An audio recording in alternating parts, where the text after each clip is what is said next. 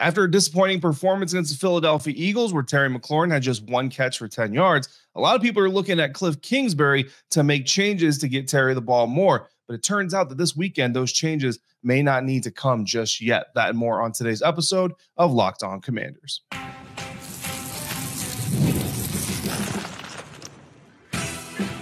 You are Locked On Commanders, your daily podcast on the Washington Commanders.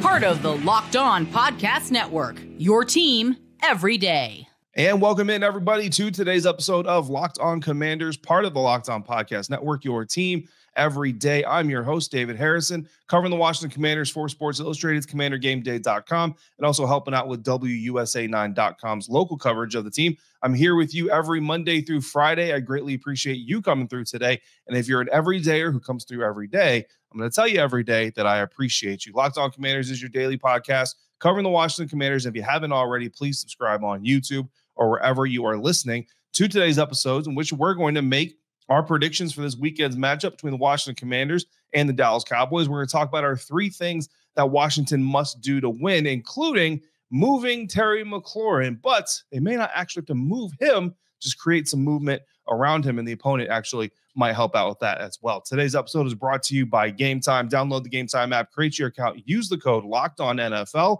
for $20 off your first purchase. So of our three must-dos for the Washington Commanders to get their eighth win of the season, advance to 8-4 on the year, and get their third division win in the NFC East, continue to keep up with Philadelphia Eagles, who, look, the Philadelphia Eagles visit the Los Angeles Rams, and I know the Los Angeles Rams record doesn't show it, but they are a very tough out this season. So don't go into that game just automatically chalking up a win for the Eagles. The Rams could certainly do some damage there, and if the Commanders can take care of business at home on Sunday, it really starts to make the NFC East race very, very interesting again. And the first must-do that we laid out on our crossover Thursday episode with Marcus Mosher of Locked On Cowboys, if you haven't seen that, go check that out after this episode. A lot of great intel from the Cowboys side of things.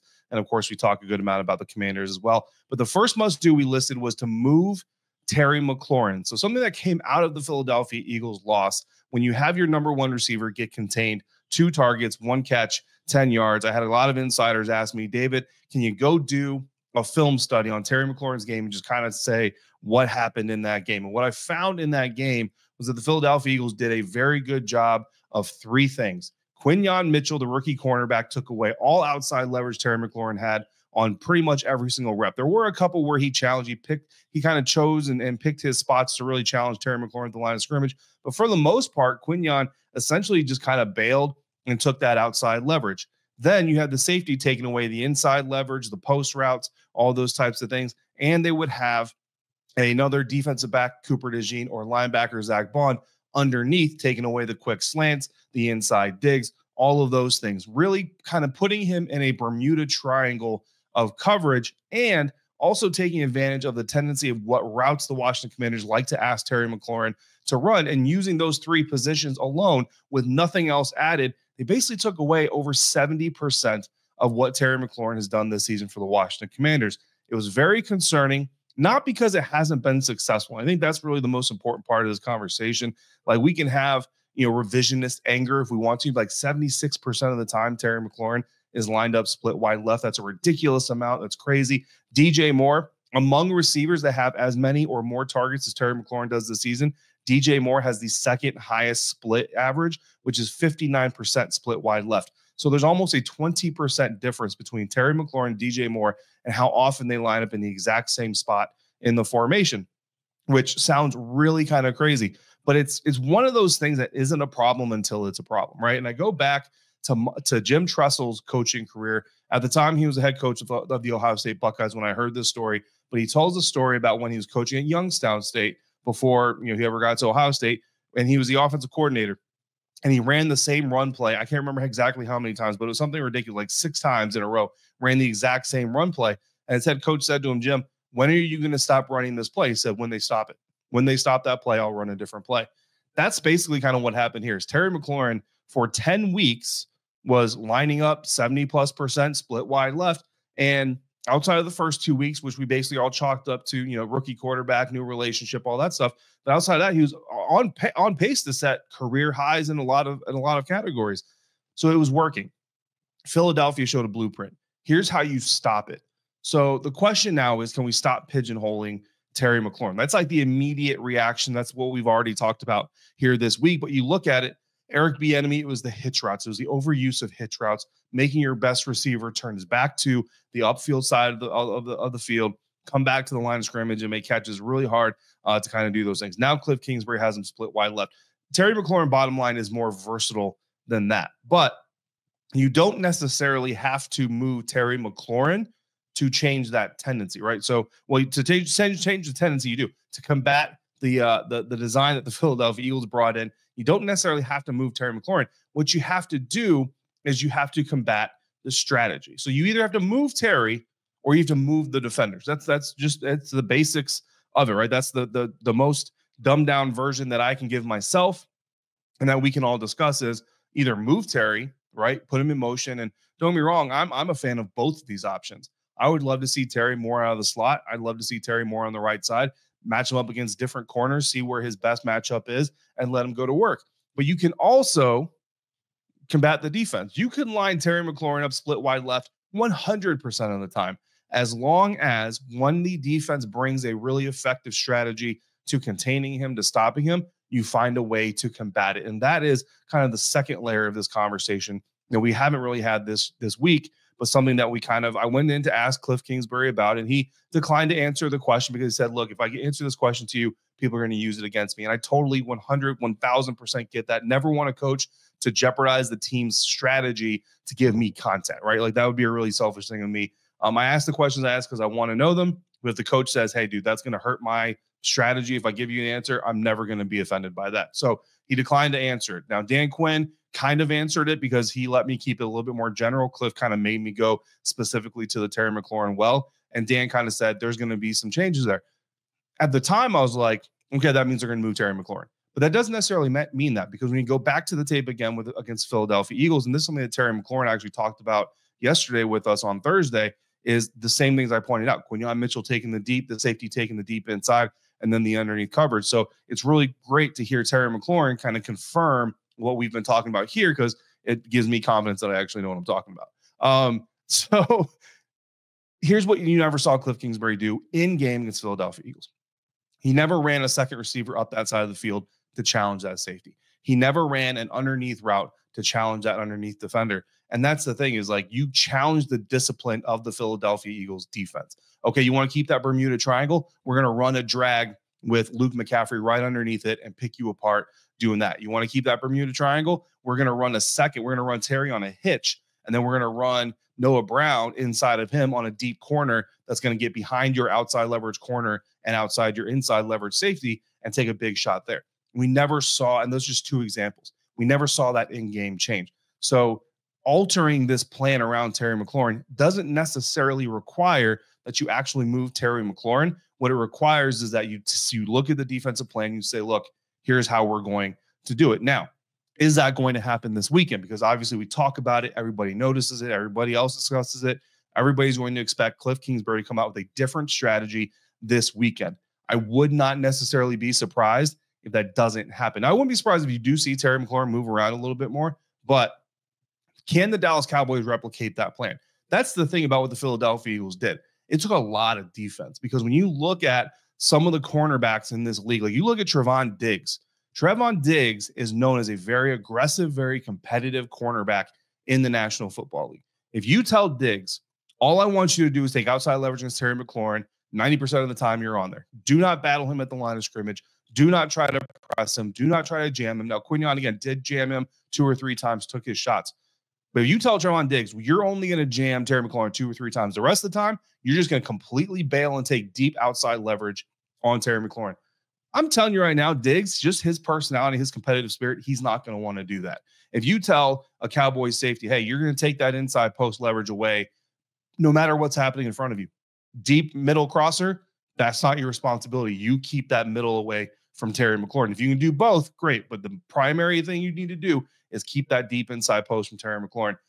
How many times is that safety going to keep the discipline to do that and not have instinct kick in and cover that upside middle route? Same thing with the dropper. How many times is he going to be able to avoid biting on play action? How many times is he going to be able to avoid biting on Jaden Daniels, potentially escaping the pocket. So not only was it a good idea by the Philadelphia Eagles, it was actually a really, really good demonstration of disciplined defense by the defenders involved.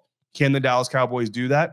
I don't know. Can every defender in the NFL do that? I'll tell you right now, you've seen it yourself on Sundays. These players, they want to compete, and that drive takes over sometimes. And the Dallas Cowboys are naturally more aggressive. How aggressive are they? They're so aggressive that Brian Robinson Jr. was the only running back in the NFL last week to not face a single stacked box. That makes a big impact in this game and how the Dallas Cowboys might defend the Washington Commanders compared to the Philadelphia Eagles. And that's what we're going to talk about more coming up next on today's episode of Locked On Commanders, part of the Locked On Podcast Network, your team every day.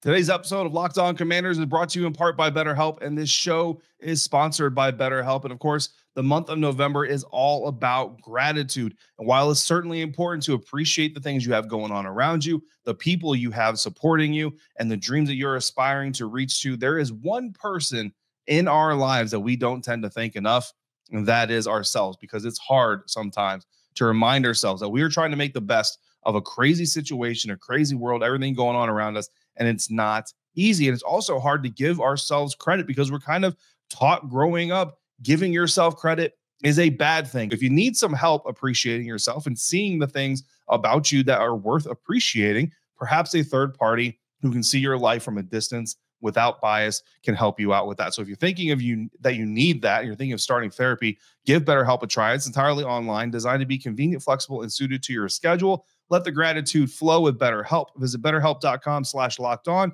to get 10% off your first month. That's BetterHelp, HELP.com/lockedon. Today's episode is also brought to you in part by Game Time, and Game Time has a really cool feature called Game Time Picks. It makes getting your tickets for your live events even easier than ever. Game Time Picks filters out the fluff so you get only incredible deals on great seats, so you don't have to waste your time searching through thousands and thousands of tickets. Those curated deals make it easier to find the best prices on the greatest seats. For example, I've got Game Time Picks right now to see the Dallas Cowboys face the Washington Commanders for as little as $131, and so many other things around the Washington, D.C. area. I get all-in pricing because on the app, I toggle on that feature, and there are no surprises when I get to checkout. Plus, your purchase is covered by the most flexible customer service policy in the ticketing industry. So take the guesswork out of buying tickets with Game Time. Download the Game Time app, create your account, use the code LOCKEDONNFL to get $20 off your first purchase.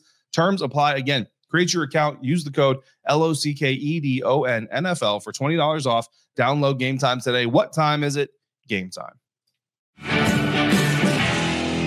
There are several Washington Commanders, former Dallas Cowboys, reuniting with their Dallas Cowboys teammates this weekend, and we want a specific handful of them or a few of them to really, really reunite with this Dallas Cowboys team this weekend. That's coming up next on today's episode of Locked On Commanders. If you want to get even more out of the program, go beyond the program, become an insider today. Go to joinsubtext.com/LockedOnCommanders. We're getting new insiders every single week. This week could be your week to become the latest. From there, you'll get to text me. I'm going to text you. You'll get live updates, inside information, exclusive invitations to our insider-only Zoom conferences where we get together. We talk Commanders. We talk ball. A lot of times, especially in the post-game version, you guys are actually giving me updates on action going on around the league because I'm obviously locked in and focused on just what's happening with the Washington Commanders. So again, join subtext.com/LockedOnCommanders. Become an insider. The first 2 weeks are free.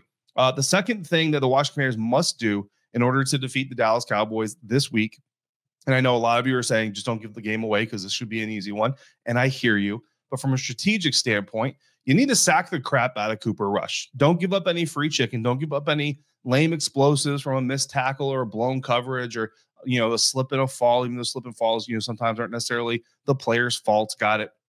Don't give away any free chicken. Make the Dallas Cowboys earn every stinking thing they get in this matchup, but also get after Cooper Rush. There are a couple of names specifically, Dorance Armstrong Jr., Dante Fowler Jr., two guys, former Dallas Cowboys. You need to see them hunt Cooper Rush in this game. Noah Igbenogany, another one on the defensive side of the ball, certainly going to be important. We'll talk about him here in just a little bit. But you want to see those two former Cowboys get after their former teammate. Dorance Armstrong said he loves Cooper Rush. He's a great guy. And then, he was asked, would you love him even more while you were sacking him? He said, of course I would.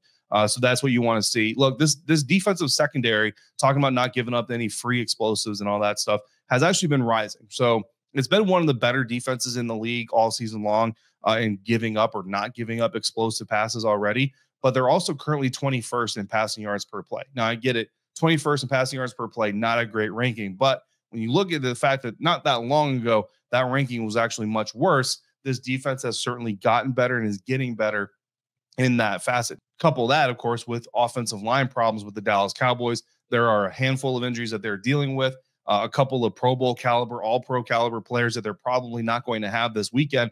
And with those injuries, we don't have final injury game statuses right now, but with the injuries they're dealing with, the starting Cowboys offensive line projects to be left tackle Tyler Guyton, left guard Brock Hoffman, center Cooper Beebe, right guard TJ Bass, right tackle Terrence Steele. And if you're thinking, I only know a couple of those names because we just talked about them during the draft season, you would be 100% correct. Two of those guys are undrafted free agents. That's how they entered the league. The highest pass blocking grade on that line that I just listed to you, 69.4. That belongs to Brock Hoffman. Now, Brock Hoffman has only played 26 pass pro snaps this season. So the highest graded player in pass protection has played the fewest amount of pass protection snaps. The most gone to Terrence Steele, who's played 486 of them, has the worst, second worst, I should say, pass protection grade, 52.1. The worst goes to TJ Bass, 24.4 pass protection rate. He's played 110 snaps and allowed 5 pressures and a sack in those 110 snaps.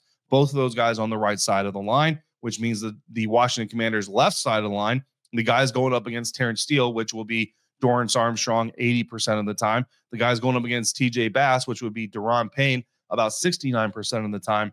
Those are the guys you're looking at to really feast in this competition. And then Dante Fowler, look, 55% of the time, he'll project to be on the side that Tyler Guyton is on, and about 41% of the time, he'll be on the side that Terrence Steele is on. And those, of course, those percentages are projected based off of current season trends. So don't get mad at me if Dorance Armstrong is going up against Terrence Steele 70% of the time and say that I'm a liar. Those are all projections. But the bottom line is we talk about these former Dallas Cowboys that we want to see make an impact, and you see that they're going to have those opportunities against some of the weakest parts of this Dallas Cowboys offensive line. And of course, like Dorance Armstrong told us this week, he knows this Dallas Cowboys offensive line very, very well. So he knows how to exploit them a little bit. So does Dante Fowler Jr. So getting after Cooper Rush, not giving up any free chicken in the defensive game, certainly very, very big in this one. Finally, the third must-do, win the time of possession battle, hit the ground game, exploit it, do well against it, against the Cowboys run defense. Look, it's not a big like, oh man, you're such a genius for bringing up time of possession. But this season, more than others, the Washington Commanders are 1-4 in games where they lose the time of possession battle. So they've only won once while losing the time of possession battle. And that time of possession battle, they lost by about 30 seconds. So it wasn't even that big of a defeat there. It was about an even split. They have not won the time of possession battle since week 8. However, they're undefeated in games where they're winning time of possession. And yes, in this case, there is a direct correlation of the Washington Commanders run game getting rolling and the time of possession being in their favor and winning those games. Again, against the Philadelphia Eagles, Brian Robinson Jr., the only running back in the entire league with at least 10 carries to face 0 stacked boxes. The Philadelphia Eagles literally did not stack the box against the Washington Commanders' best running back, Brian Robinson. And the result, 12 carries, 35 yards, 5 yards less over his expected production. That basically shows you how much the Eagles were confident in their front four. It shows you how much they were confident they could contain that run without having to dedicate extra assets to it. And it also leads to the ability to have that Bermuda Triangle around Terry McLaurin. And now the Dallas Cowboys talked about, can they replicate what the Eagles did? Well, by their nature, they use stacked boxes 30% of the time on defense. That's second most in the National Football League. So this is a Dallas Cowboys defense that likes to stack the box, needs to stack the box. That's a big difference. The Philadelphia Eagles, 12% of the time this season, they stack the box. So the Dallas Cowboys are stacking the box more than twice than the Philadelphia Eagles on average. And part of why the solution against Terry McLaurin isn't just moving him, it's potentially just going up against a different defense. Like it could actually be that simple. So those changes we want to see from Terry McLaurin's alignment may not actually even come this weekend, and that's okay because it could still work.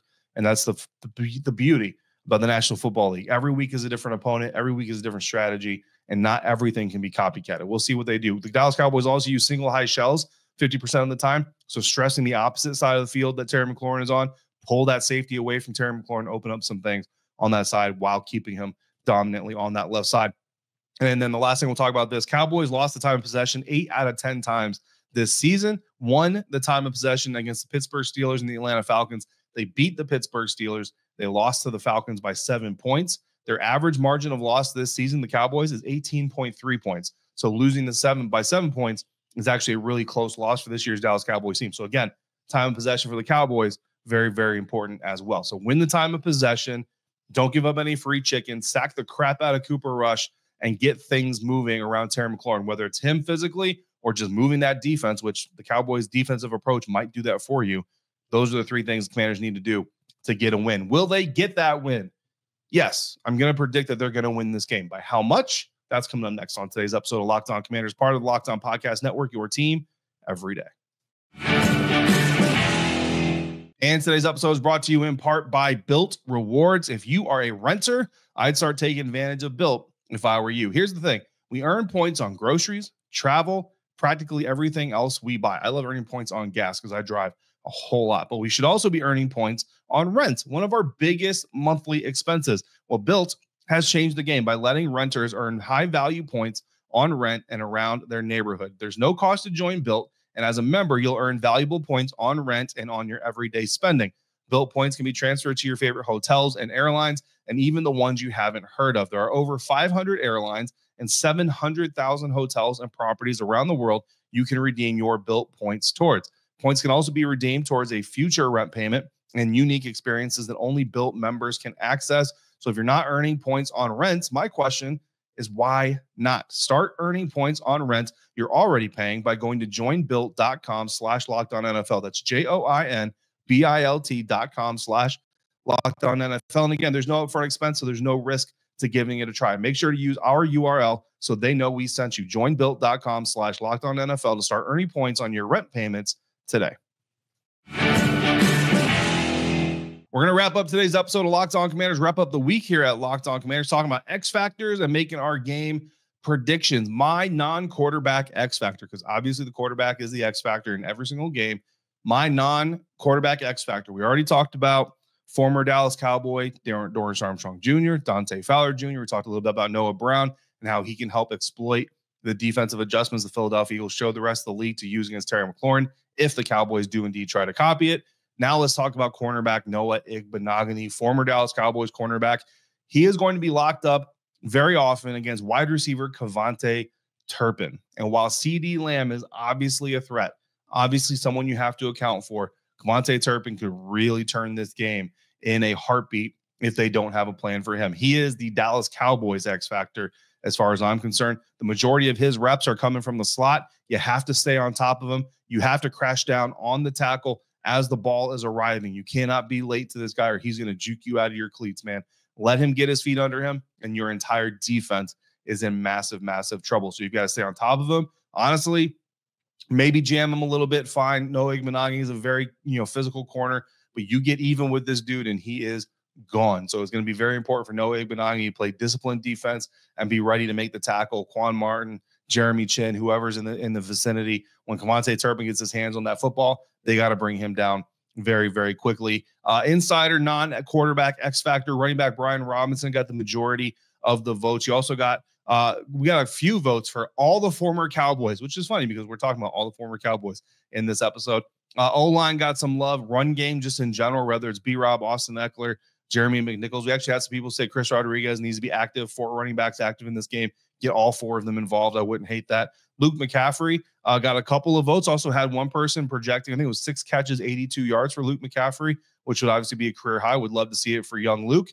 D-line got some love in this one. Dante Fowler Jr. specifically, and Mikey Sainristil also got a vote in this one as well. And Mikey Sainristil against CeeDee Lamb. I don't know how often they're going to lock horns, but that's a matchup that I think certainly all of us would like to see. The insiders predicted Washington Commanders win by an average of 33-15. So insiders are very, very confident that the Washington Commanders are going to take the win in this one. My prediction, yes, I'm taking the Commanders, but I'm 7-4 on the year straight up. I'm 7-4 against the spread. I have the exact same record as the Washington Commanders. Coincidence or not, I don't know. The Commanders, as of the time of this recording, are favored by 10.5 points. The over-under total scoring is 44.5 points. I'm taking the Washington Commanders 32-16 over the Dallas Cowboys. That's total points scored of 48 points. So it does have the Commanders covering that spread. And I thought it was interesting. Maybe I'm just a nerd, but insiders predicting an average of 33 points for the Commanders. I'm predicting 32.